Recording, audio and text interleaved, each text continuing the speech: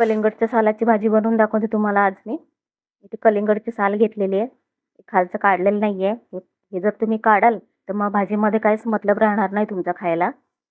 आणि याच्यामध्ये calcium iron असतं आणि ए असतं. त्याच्यामुळे याची भाजी खाल्लेली जरुरी आहे.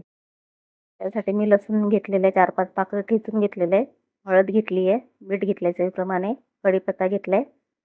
कलिंगड गोड असल्यामुळे मी इथे तिखट मिरच्या जास्त घेतल्यात.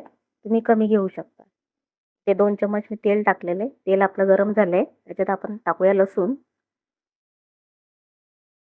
लसणावरती टाकूया कढीपत्ता. कढीपत्त्यावर आहे मिरच्या.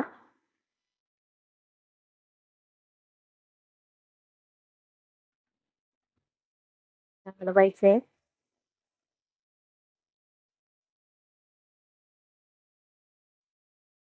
आपल्या मिरची आणि कढीपत्ता लसूण एकदम फ्राय झालेला आहे. याच्यात टाकते मी मीठ आणि हळद. आता याच्यात टाकते कलिंगडचे साल असे काप करून घेतलेले, धुवून घेतलेले आहे. मग खालून वरतून हलवून घ्यायचंय. छान लागते भाजी. एक वेळा बनवून खा. म्हणजे एका कलिंगडमध्ये खूप काही असे आयटम होतात. म्हणजे कुठलीच गोष्ट तुम्हाला अशी याच्यामध्ये फेकणारी दिसणार नाही. आता मी याच्यावरती झाकण ठेवते.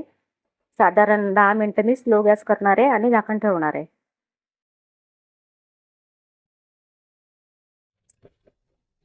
आपली भाजी तयार झाली आहे. मस्त तेल सुटलेलं आहे याला. आणि शक्यतो मी एक सूप केली, कारण याची जी ही साल आहे ती कडक असते. त्याच्यामुळे तुम्ही ना ही डायरेक्ट कुकरला लावू शकता. कुकरला 2 शिट्ट्यामध्ये ही साल शिजून जाईल. त्याच्यामुळे मला ही भाजी शिजवायला वेळ लागली. तर तुम्ही कढईत न शिजवता कुकरमध्ये टाका. आता मी गॅस बंद करते आणि हिला छोट्याशा बाउलमध्ये काढून घेते. ही आपल्या कलिंगडच्या सालाची भाजी. व्हिडिओ आवडला असेल लाईक करा, शेअर करा, कमेंट करा आणि चॅनलला सबस्क्राईब करा. धन्यवाद.